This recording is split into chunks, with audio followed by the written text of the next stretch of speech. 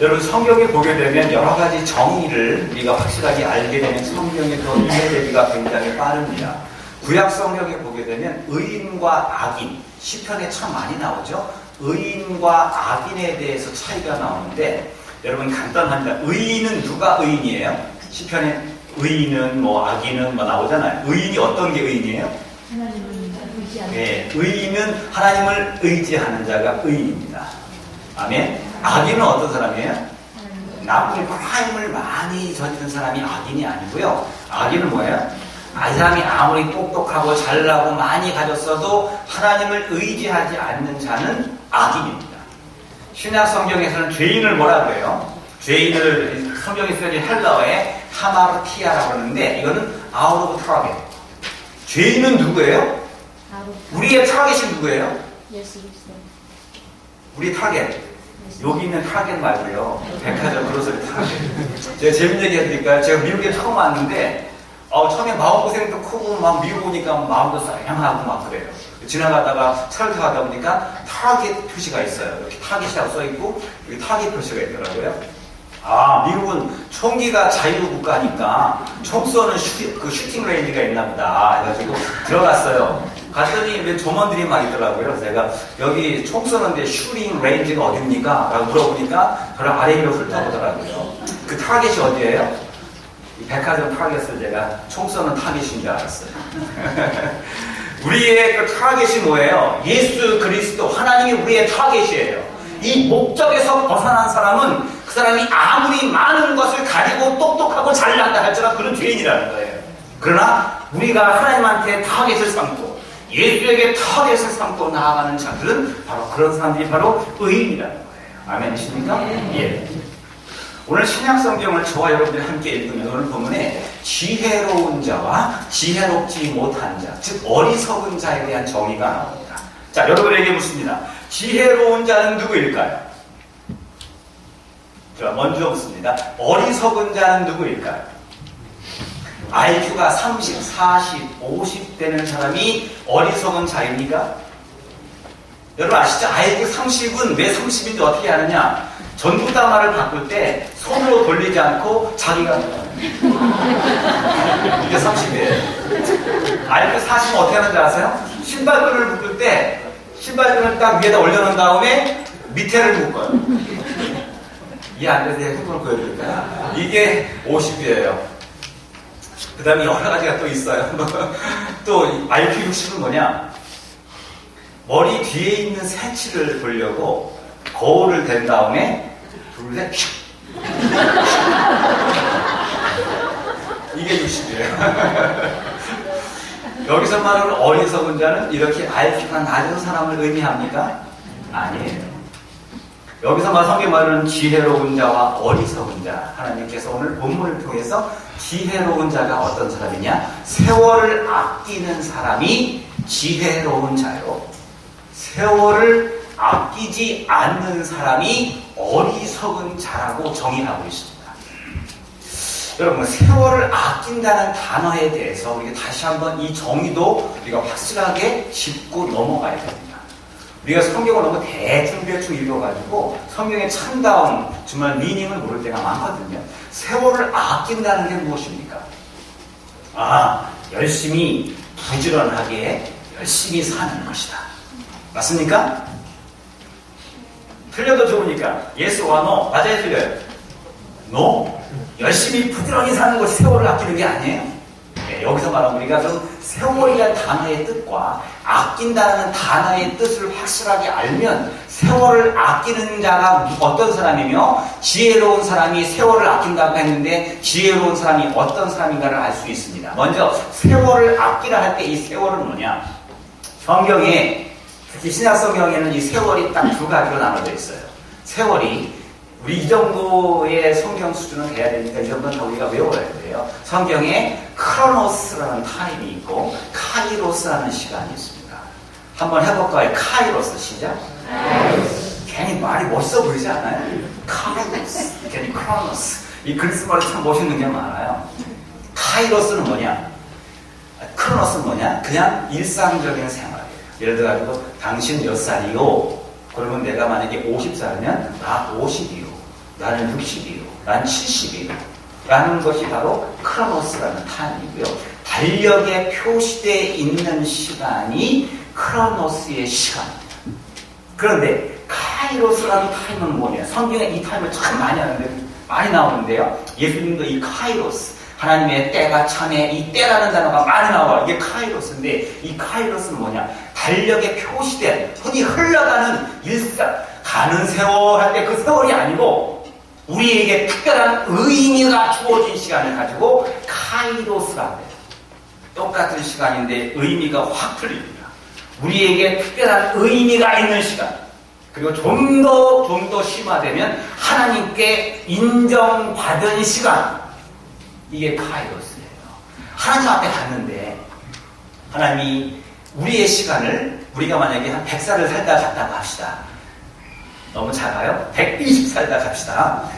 하나님이 생명책을 탁 펴본 다음에 네 나이가 120이었다 라고 하지도 않는다는 거예요. 하나님이 인정한 시간에 맞춰서 하나님이 네 나이가, 나는 120살인데 네 나이가 14살이구나. 하나님께 인정한 시간은 14시간밖에 안 될 수도 있다는 사실입니다. 혹은 어떤 사람은 120살을 살다 갔는데 네가 1살 반이구나. 이렇게 할 수가 있다는 거예요. 즉 카이로스는 특별한 의미가 있는 시간, 하나님께 인정받는 시간, 이걸 갖다 카이로스라고 해요.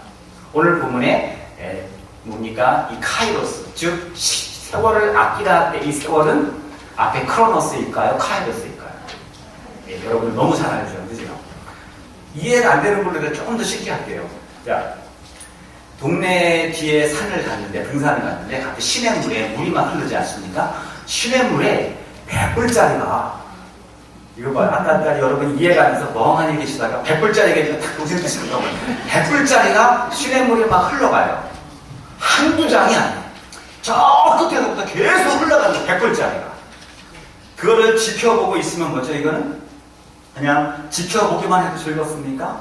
그냥 보는 거, 이게 바로 크로노스예요. 마치 흘러가는 거. 근데 100불짜리가 막 흘러가잖아요? 이것이 내 것이 되기 위해서는 어떻게 해야 돼요? 뛰어들어가요. 욕심 많은 사람도 뛰어들어가고 그냥 우리 한 장씩 걷죠. 걷어서 내 주머니에 놓으면 그거는 흘러가는 그 지폐, 나와 상관없이 흘러가는 지폐가 아니고 내 주머니에 들어간 그 순간부터 그것은 나에게 의미 있는 돈이 되죠. 돈 얘기하니까 더 쉽게 이해가 됩니까? 마찬가지. 흘러가는 돈이라면 그게 바로 크로노스예요. 내가 건져 올린 그 돈은 나에게 카이로스라는 탑이 돼요. 건져 올린다라는 단어도 조금 우리가 이해해야 돼요. 이게 목사님들 이해를 많이 들어봤을 거예요. 우리 교회 한번 들어봤으면 좋겠습니다. 이 건져 올렸다라는 단어는 한번 따라해 보겠습니다. 엑사그라죠. 시작. 엑사그라죠. 다 들어보셨죠? 처음 들어봤어요? 우리 교회가 수준도 이쁜 교회가 처음 들어보다니. 엑사그라도는 다 하는 건데, 장로님 장로고시 할 때 처음 보셨죠? 엑사그라도는 것은 뭐냐? 건져 올렸다는 거거든요. 그냥 세월을 아끼라는 단어가 뭐 세월을 세이브하라 그 말이 아니고 세월을 건져 올린다. Make your time best.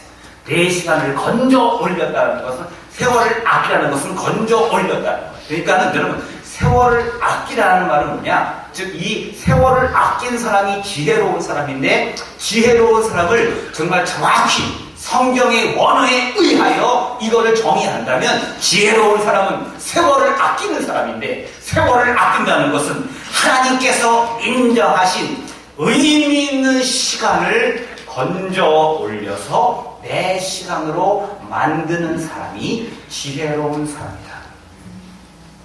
이해됐습니까? 좀 어려워, 괜찮아요. 풀다 보면 이제 나가기 시작해요. 자, 그러면 여러분과 저가 지혜로운 자가 되어서 의미 있는 시간을 건져 올리는 방법에 대해서, 의미 있는 삶을 살고 싶어 하십니까? 하나님이 기뻐하신, 하나님께 인정받는 삶을 살고 싶어 하십니까? 뭐 그런 사람이 지혜로운 사람이라고 했는데, 오늘 본문에는 그런 삶을 사는 세 가지의 방법을 저와 여러분에게 소개하고 있습니다. 첫 번째 뭐냐? 하나님의 뜻을 이해하며 따라가는 삶을 살 때에 지혜로운 자가 되어 의미 있는 시간을 건져낼 수가 있습니다. 자, 그렇다면 우리 17절 말씀을 함께 읽어볼까요? 우리 본문 17절 말씀. 예. 다 함께 시작. 그러므로 어리석은 자가 되지 말고. 예. 어리석은 자는 주의 뜻을 이해하지 못하는 자고요. 지혜로운 자는 주의 뜻을 이해하는 자들이 지혜로운 자입니다. 즉 하나님의 뜻을 이해하는 자들이 지혜로운 자들이요. 이런 사람들이 세월을 아끼는, 하나님 앞에 인정받는 시간을 사는 인생들 될 수 있다는 거예요. 하나님의 뜻을 이해한다는 게 뭐죠? 하나님의 뜻을 이해하는 게 중요하죠. 자식은 부모의 마음을 이해하는 것이 중요하듯이 하나님의 뜻을 이해하는 게 중요해요. 여러분 예를 들어 보겠습니다. 예수님께서 독사의 자식들아 라고 욕을 한 이 독사의 자식들은 당시에 가장 심한 욕입니다. 그냥 이렇게 우리는 괜히 예수님이 하시니까 말씀이 멋있는 것 같죠. 독사의 자식들아 괜히 멋있어 보이죠. 이 당시에는 감히 입에 담지 못하는 가장 심한 욕이 독사의 자식들아예요. 오늘날 가장 심한 욕이 뭡니까? 절대 말하면 안 돼요. 내가 생각났어요. 예수님께서 이 말을 이렇게 심한 욕을 하신 거예요. 누구한테 했을까요? 세리와 창기한테. 맞아요? 가난한 자들에게. 맞아요? 누구한테 이 욕을 했어요? 오직 누구한테? 바리새인들. 바리새인들이 누구예요? 믿음 좋은 사람이에요. 일평생 예수 믿는 사람이에요. 예수에게 자기의 모든 삶을 다 투자한 사람들이에요. 예수에게 모든 세월을 다 바친 사람들이에요. 성경을 달달 암송하는 사람이에요. 창세기부터 민수기까지 다 외우는 사람이에요. 그리고 하루에 3번씩 성전에 올라가서 예배드리는 사람이에요. 일주일에 한 번씩 금식하는 사람이에요. 굉장히 믿음 좋은 사람들이에요. 이 사람들 주님이 칭찬하지 않고 뭐라 그래요? 독사의 자식들이라고 그들을 주님께서 공격하고 있습니다. 왜냐?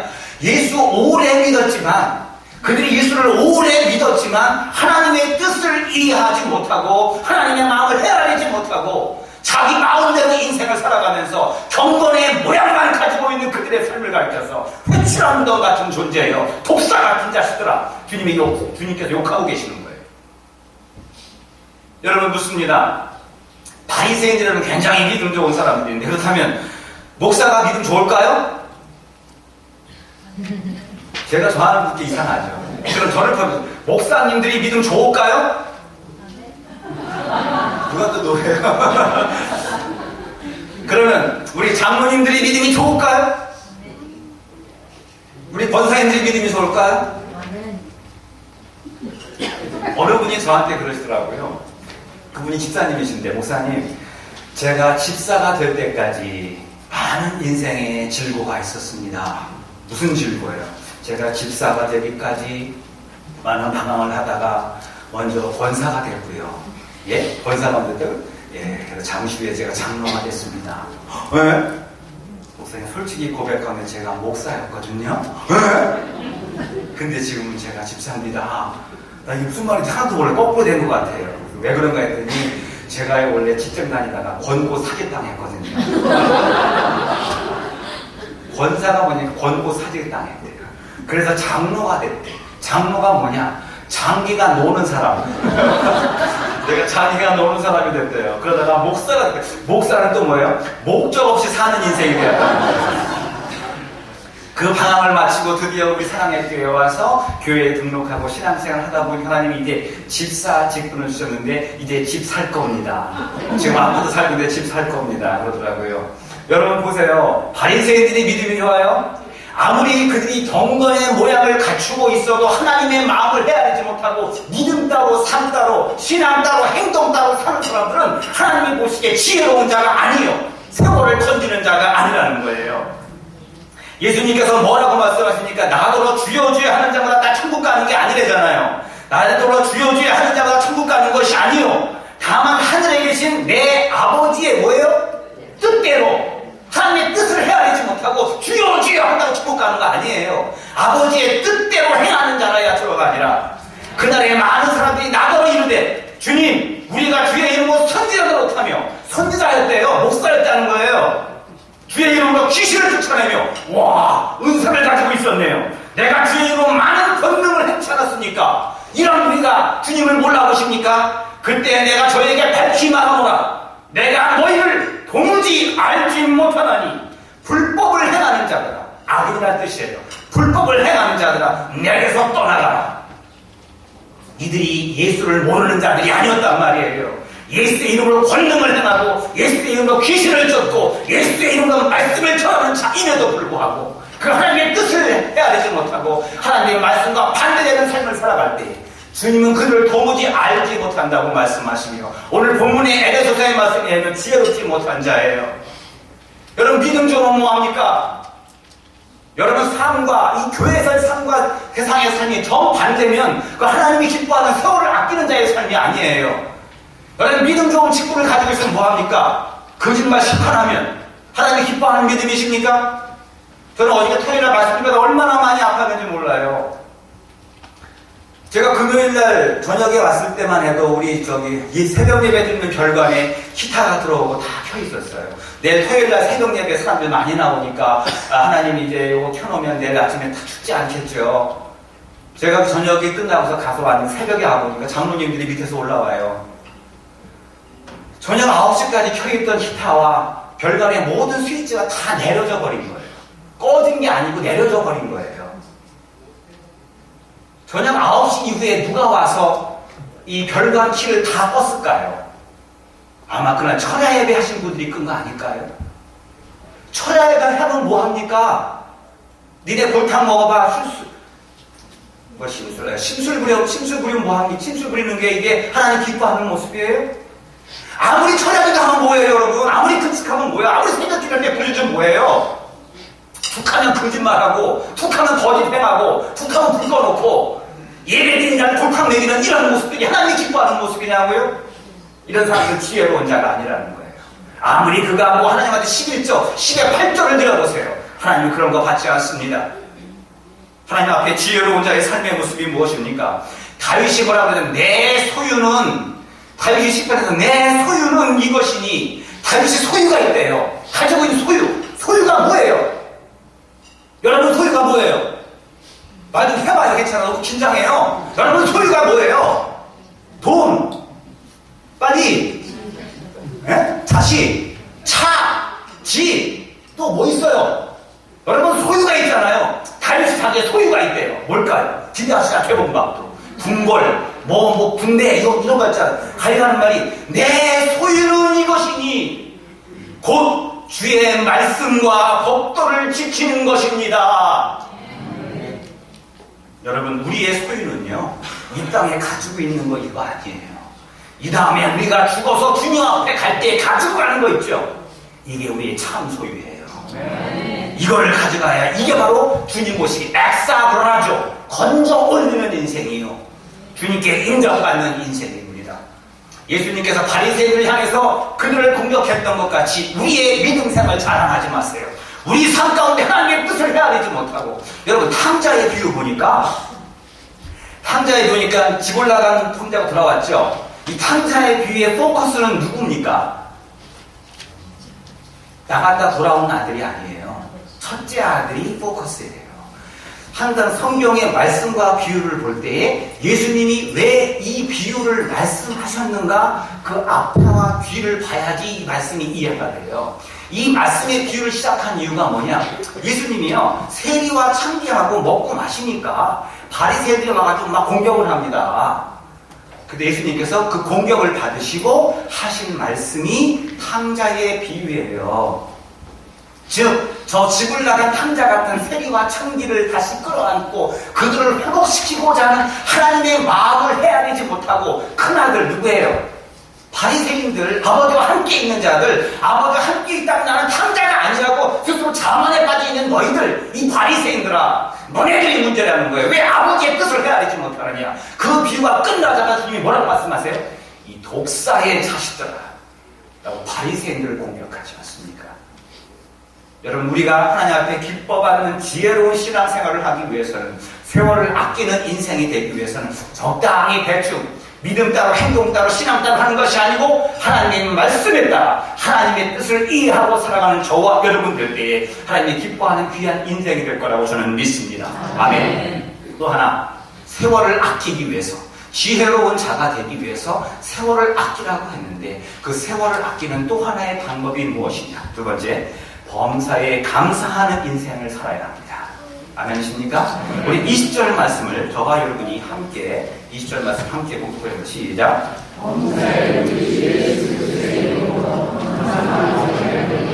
감사하며 범사에 항상 감사하래요. 여러분 잘 아시는 미국의 부흥운동을 이끌었던 D.L. 무디 목사님 아시죠? 이 무디 목사님이 뭐라고 말씀하셨냐면 불평은 내 마음속에 쓰레기를 쌓는 것이다 그랬어요. 불평은 뭐를 쌓는 거라고요? 내 마음속에 쓰레기를 쌓는 것이다. 쓰레기를 쌓다 보면 반드시 썩는 냄새가 나겠죠. 근데 이게 무디 목사님이 그냥 지어낸 말이 아닌 것 같아요.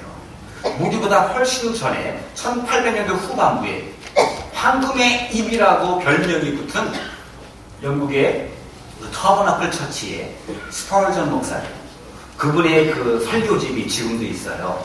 저도 그 설교집을 가지고 있는데 스펄전 목사님이 무디 목사님에 앞서서 비슷한 말씀을 먼저 하셨습니다. 스펄전은 참 너무나도 문학적이고 아주 오죽하면 황금의 입일까요? 설교를 너무나 잘해요. 누구보다 더 잘해. 그죠? 예, 너무너무 잘하셔요. 그냥 제가 그럼 웃으시라고 드리는 말씀이니까 말도 안 나오네. 씩 웃으세요. 이거 큰일 나요. 이 썰렁해져요. 스펄전 목사님 뭐라고 설교지가 나와 있냐면 이런 말이 나와요. 불평은 내 인생에 오물을 쌓는 것이다. 오물이 뭐죠? 쓰레기. 불평은 내 인생에 오물을 쌓는 것이다.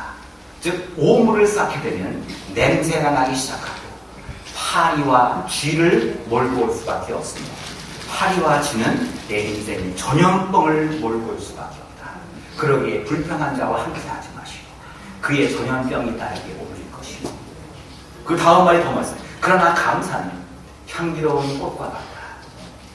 감사하는 자에게는 꽃의 향기가 나기 시작하고 꽃의 향기가 나면은 벌과 나비가 이 꽃 가운데 몰려들 것이며 벌과 나비가 가지고 오는 하나님 나라의 꿀과 같은 축복과 향기가 내 삶에 넘칠 것이다. 그러면서 그 다음에 그분이 하신 말씀, 이거 많이 알려졌죠. 여러분 촛불을 보고 감사하는 자에게는 저 별빛을 드립니다. 별빛을 보고 감사하는 자에게는 달빛을 드립니다. 달빛을 보고 감사하는 자에게는 찬란한 태양빛을 주십니다. 찬란한 태양빛을 보고 감사하는 자에게는 영영이 지지 않는 하나님의 축복이 있습니다. 많이 들어본 얘기죠. 앞에 그거예요. 불평하는 자들은 반드시 오물을 쌓기에 악취가 나고 거기에 파리와 쥐가 끓고 그 인생을 망가지는 거예요. 그러나 감사하는 자는 향기가 나면서 꽃과 나비와 벌이 날라오고 거기 하나님의 축복의 꿀이 차고 넘친다는 거예요. 성경을 잘 보세요. 민수기를 보게 되면 민수기 내용에 많은 그 띠들이 뭐냐면 이스라엘 백성들이 광야 생활 동안 하나님께 불평을 하죠. 불평과 원망을 합니다. 신기한 게 하나님은요 굉장히 참을성이 많으신 분이거든요. 웬만한 거 다 잘 참아주십니다. 그걸 잘 봅니다. 악용하면 안 되겠죠. 하나님이 모든 걸 잘 참아주시는데 이상하게 민수기에 보게 되면 하나님께서 참지 못하고 그때그때 즉각 반응을 보이시는 게 있어요. 그게 뭐죠? 원망과 불평할 때. 다른 건 오래 참으시는데 이스라엘 백성들이 원망과 불평할 때 모세에게 원망하여 가로등 하나님이 갑자기 불로 다 태워 죽여버려요. 그 즉시. 또 먹을 것이 없고 고기가 없다고 불평해요. 하나님께서 어떻게 해요? 그 즉시 그들을 태워 죽이지 않고 뭘 먼저 했느냐? 니네가 정말 고기가 없다고 불평하냐? 조금만 기다려. 짱 됐더니 뭐가 와요? 성경도 안 믿나봐 우리가 그죠? 뭐가 와요? 메추라기. 이때부터 참새구이 포장마차가 시작됩니다. 메추라기를 시커 먹고 이빨 쑤시고 있는데 소화도 되기 전에 뭐야? 하나님께서 그들을 태워 죽여요. 아예 처음부터 죽이지 않고 시커 내린 다음에 소화되기 전에 그들을 죽여요. 성경에 보면요, 이 민수기에 특별히 이렇게 여러 가지 불평할 때 하나님 뭐예요? 노뱀을 보내서 그들을 물어서 스스로 불에 타 안에서부터 타 죽게 만들어요. 희한하죠? 하나님은 다른 거는 오래 참으시는데 원망, 불평하는 거는 오래 안 참으시더라고요. 여러분, 성경의 원리는 바로 그거예요. 내가 말하는 것이 그거를 끌어들입니다. 내가 불평하면 어떻게 되죠? 불평을 끌어들여요. 이게 성경의 원리예요. 영적 원리예요. 내가 감사하면은 감사를 끌어들여요. 야베스가 뭐라고 그래요? 주여 내게 복에 아이고 끌어들이네. 따블이네 따블. 내게 복에 복을 더하사. 여러분 좋아하시는 로마서의 말씀 믿음에서 성경 안 보세요? 믿음에서 믿음으로. 아멘. 요한복음 1장에 보니까 은혜 위에 은혜로다. 은혜할 때 은혜를 주시고요. 우리가 믿을 때 믿음을 주시고요. 복을 구할 때 복을 구하며 감사를 구할 때 감사를 주시는 거예요. 원망과 불평하는 것은 세월을 아끼는 것이 아니요. 즉 뭐예요? 하나님께 인정받는 카이로스의 삶이 아니요. 하나님께 인정받지 못하는 지혜롭지 못한 어리석은 자의 삶의 모습이라는 거예요. 그럼 여러분들 이제 우리는 내가 말하는 대로 그것을 끌어들입니다. 원망 불평하면서 인생을 사시겠습니까? 감사하며 살겠습니까? 아멘. 이게 여러분 자연의 원리도 마찬가지예요. 자, 사막과 정글이 있어요. 어디가 더 물이 필요할까요? 사막과 정글. 어디가 더 물이 필요할까요? 정글에? 벌써 막 여기서 갈등이네. 사막이 더 물이 필요하죠. 사막이 왜 사막인데? 물이 없으면 사막 됩니다. 30년만 비가 안 내리면 사막이 됩니다. 반드시. 그 법칙이에요. 사막에 물이 필요하고 정글은 물이 없어도 그냥 괜찮아요. 근데 어디에 비가 더 많이 와요? 사막이 비가 필요한데 사막은 비가 안 오고 정글은 비가 1년에 얼마? 4,000mm, 8,000mm, 8,000mm죠. 8,000mm인가요? 그러니까 80cm죠. 80cm 이상의 비가 오는 거 가지고 10개 물인교라고 한단 말이에요. 아니 정글은 비가 필요 없는데 정글은 비가 와요. 사막은 비가 필요한데 비가 안 와요. 왜요? 정글은 물이 올라가니까 물의 은혜에 은혜를 더하듯이 물이 올라가니까 물을 내려요. 비가 내리는 거. 사막은 뭐예요? 올라갈 건덕지도 없네. 뭐 올라가야 내려오지. 믿음도 마찬가지예요.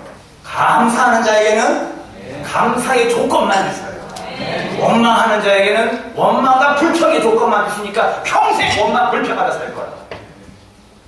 협박입니까? 협박입니다. 여러분이 선택하세요. 원망 불평하면서 세상에 하다가 가실 건지 항상 감사하며 사시는 여러분의 삶인지. 여러분 제가 아는 장요나 선교사라고 있어요. 베트남에서 선교하신 연세가 많으신 분이에요. 현대그룹의 주역이었어요. 잘 나가는 분이에요. 장요나. 이름은 바꿨어요. 요나라는 이름으로. 원래는 다른 이름이었는데 이분이 현대그룹 다닐 때 별명이 패튼 장군이에요. 일을 얼마나 친절하게 잘하시는지 별명이 패튼 장군인데요. 이분이 예수 만나고 바뀌었어요. 그 직장, 그 좋은 직장 그만두고 베트남 선교사로 갑니다. 근데 그분은 잠을 어디서 자냐면 침대 자는 게 아니고 관에서 누워서 자요. 관 속에 누워서. 네. 나는 이미 예수와 함께 죽은 사람이니까 지금도 매일같이 나는 죽노라. 저한테는 관 속에 자면 잠이 잘 오요. 한번 주무셔보세요. 관에서 자면 잠도 잘 오고 조용하고 좋대요. 근데 거기에서 관에서 주무시는 분인데 이분이 베트남에 선교를 가서 선교사로 가서 파송돼서요. 그 하노이 공항이죠. 거기 베트남의 중심 공항에서 비행기 타고 2시간 반이 떨어져서 밀림 지역에 가서 복음을 전합니다. 이분이. 그런데 놀라운 것이 복음을 전하는데 이분이 막 엄청난 부흥이 일어나는 거예요. 그 베트남의 미전도 종족 가운데 막 복음이 막 역사가 일어나고 사도행전 교회의 역사 같은 역사들이 막 일어나기 시작해요. 원래 베트남이 공산국가 아닙니까? 지금도 공산국가예요. 그러나 이 선교사들을 웬만하면 그냥 눈 감아줍니다. 왜냐면 선교사들이 올 때 그냥 오는 게 아니고 꼭 많은 거를 가지고 오니까 지네 나라에 도움이 되니까 웬만한 건 눈 감아준대요. 근데 너무나도 폭발적 부흥이 일어나니까 이 베트남 정부에서 이 선교사님을 경찰을 통해서 붙잡아서 한국으로 추방하려고 이제 추방을 집행하려고 준비 중에 있었어요. 이때 장윤 선교사님이 2시간 반 떨어진 거기에서 이제 비행기를 타고 그 하노이 공항이죠. 맞죠? 하노이 공항까지 2시간 반을 날라올 때 호치민 공항에서 하노이 거예요. 날라오는데 그때 함께 많은 분들이 만나서 한국에 가서 선교 보고를 하려고 그 하노이 공항으로 모이는 중이었어요. 장로교회는 저희 교회, 제가 섬기던 교회에 와서 간증하신 거예요. 근데 비행기 타고 2시간 반 만에 올 줄 알고 딱 오는데 세상에 이게 웬일입니까? 갑자기 안개가 끼기 시작하고 막 난리가 나가지고요. 비행기가 2시간 반 만에 도착해야 되는데 빙글빙글 돌다가 3시간 동안 돌다가 결국 이 공항에 내리지 못하고 한참 떨어진 다른 공항에 내렸어요. 다른 선교사님들이 다 기다리고 있는데 나 때문에 지금 몇 시간 늦은 거예요? 지금까지 3시간이거든요. 1시간 떨어진 공항에 내렸으니 거기서 차를 잡아서 오면 적어도 3시간, 4시간 걸려요. 총 나 때문에 몇 시간 늦는 거예요? 7시간이에요. 세상에나. 하나님, 제가 왜 이렇게 비행기가 왜 이렇게 안착도 못하고 왜 이렇게 힘들고 어렵게 여기까지 오게 하십니까? 다른 선교사님이 저를 기다리는데요. 원망이 나올까요? 안 나올까요? 여러분 같은 원망이 안 나오죠? 그죠? 근데 이분은 별로 믿음이 없어요. 막 원망 불평을 했는데 하나님 이게 뭡니까? 제가 그래도 별명이 제가 타임 스케줄인데 제가 왜 이렇게 늦으면 어떡합니까? 막 하면서 불평을 툭툭 했대요. 그래가지고 1시간 떨어진 공항에 내린다는 곳을 차를 대절해가지고 이 공항 하노이까지 왔더니 막 그 파킹plat에 들어가는 순간에 막 경찰차 10대들이 딱 지나가더래요.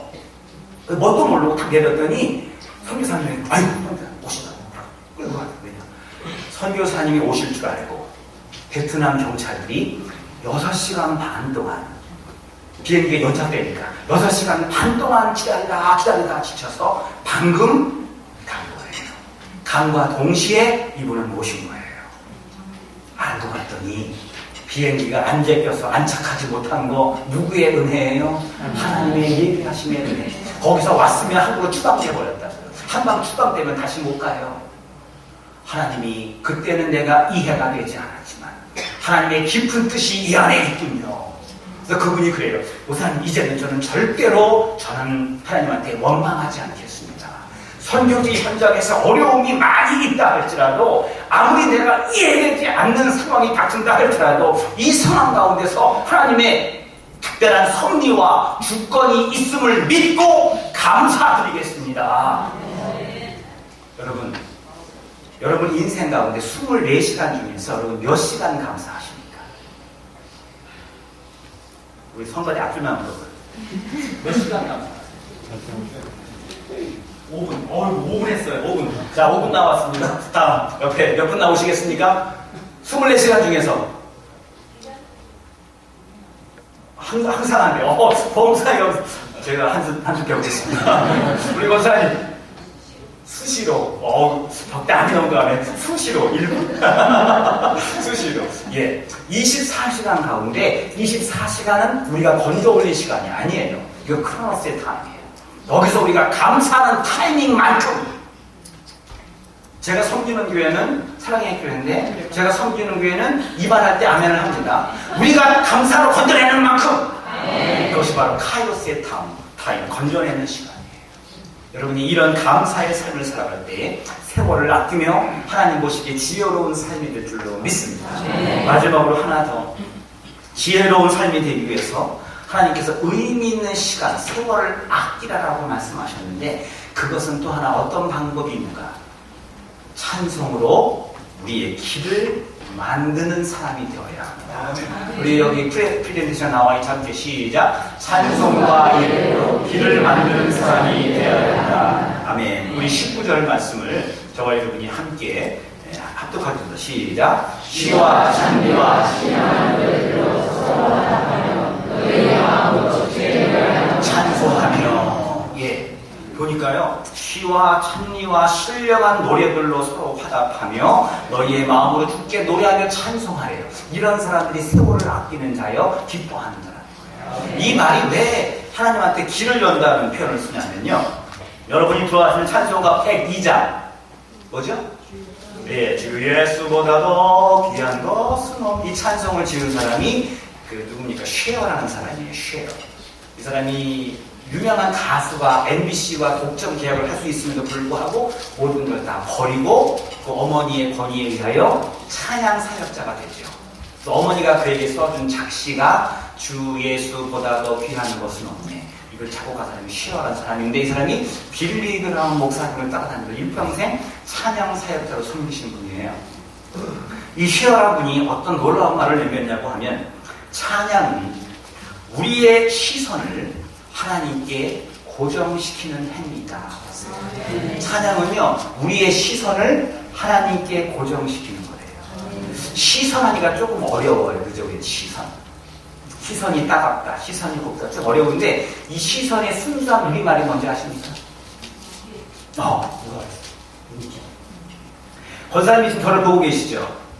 보고 계시는 그 눈과 저를 보는 그 눈 사이에 뭐가 나요 지금? 길이라는 거예요. 시선이 바로 눈길이구나.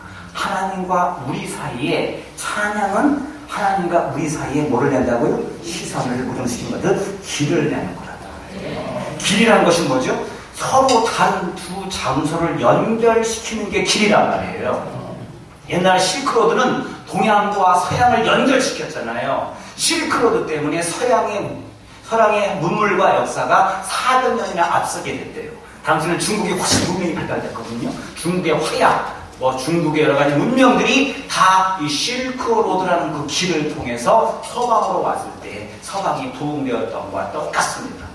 서방하니까 이상하게 보지 마세요. 서쪽 방향이라는 뜻이에요. 서방은. 동방에서 서방으로, 중국에서 서방으로.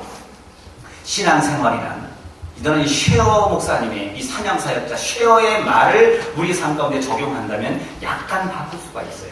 찬양이란 우리의 시선을 하나님께 고정시키는 것이다.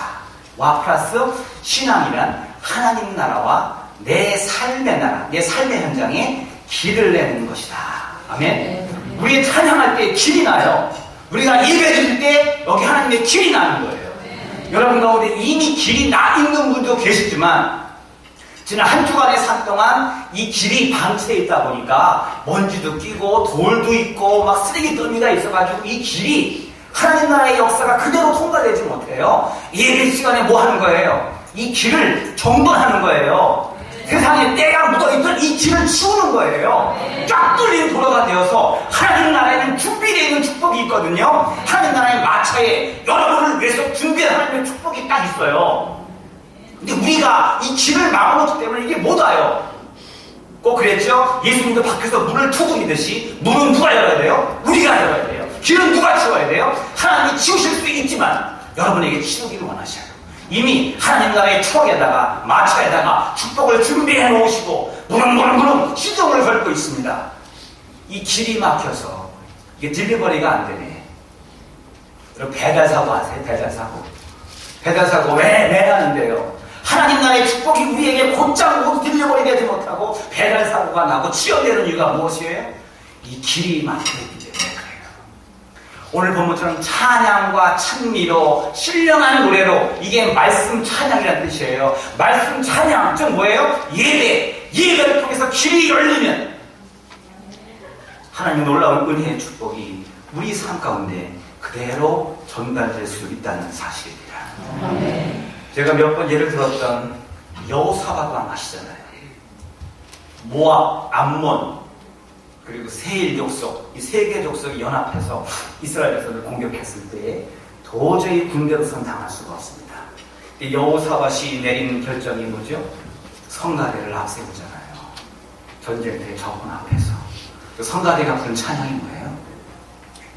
여호와께 감사하라. 그 자비하심이 영원하십니다. 적군들 앞에서 무기를 준비한 게 아니고 성가대를 앞세우면서 이 찬송만 계속 부르게 했어요. 여호와께 감사하라. 그 자비하심이 영원합니다. 이 찬송을 계속 부르니까 우리의 이 막혔던 길이 뚫려지니까 하나님 나라의 천군 천사의 군대들이 동원되어서 성가대가 찬양을 마치고 가보니까 어떻게 됐어요? 적군들이 서로 죽이고 다 도망가더라. 아멘. 네. 여러분 오늘 예배 시간에 나와서 예배에 집중하고 계십니까? 네. 여러분이 지금 저를 보고 계시지만 머릿속은 딴 데 가 있는 분들 많아요. 집에 두고 온 꿀단지 혹은 예배 후에 가야 될 그 스케줄들 또는 그동안 걱정, 근심, 염려 그대를 끌고 와서 눈은 저를 보고 있지만 눈은 십자가를 보고 있다고 하지만 마음은 딴 데 가 있는 분들이 참 많거든요. 이건 우리의 눈길을, 우리의 마음의 길을, 하나님의 길을 여는 데 도움이 되지 않습니다. 하나님과 이 시간 마음을 집중하세요. 찬양과 예배로 여러분의 길을 뚫으세요. 그래 하나님의 그 놀라운 하나님 나라의 은혜가, 하나님 나라의 축복이, 하나님 나라의 그 생산품들이 하나님의 권세와 하나님의 능력과 하나님의 보호하심과 하나님의 역사하심이 하나도 예가 없이 내 삶의 현장에 그대로 공급되어지기를 원합니다. 이런 자들이 하나님 보시기에 세월을 아끼는 자들이요, 이런 자들이 지혜로운 자들입니다. 제가 한국서 미국으로 올 때 비행기를 탔더니, 여러분들 델타를 탔나요? 그런가? 노스웨스트를 탔을 겁니다. 비행기를 탔는데 비행기 딱 앉아있는데 앞에 시계가 2개가 있더군요. 하나는 보니까 현재 인천공항의 시각이 나와 있고요, 또 하나는 시카고로 왔는데 시카고 공항의 시각이 맞춰 있습니다. 비행기를 타서 이륙을 막 했어요. 자, 이제부터 우리는 어디에, 어느 시간에 우리의 마음을 맞춰야 됩니까? 내가 도착해야 할 시카고 공항의 시각에 내 시계를 맞추어야 합니다. 이미 떠나버린 서울 인천국제공항의 시각, 서울의 시각은 나와는 이제 멀어진 시각이에요. 한 비행기에 타고 있지만 어떤 사람은 시카고 공항에 맞춰서 시계를 맞추는 사람이 있고, 어떤 사람은 계속 서울에다가 시간을 맞추는 사람이 있어요. 오늘 이 시간, 저와 여러분에게는 2가지 시간이 있습니다. 크로노스, 이 세상의 시간, 카이로스, 하나님의 시간. 어떤 시간에 여러분의 시간을 맞추시고 의미 있는 삶으로 사시렵니까? 기도하겠습니다.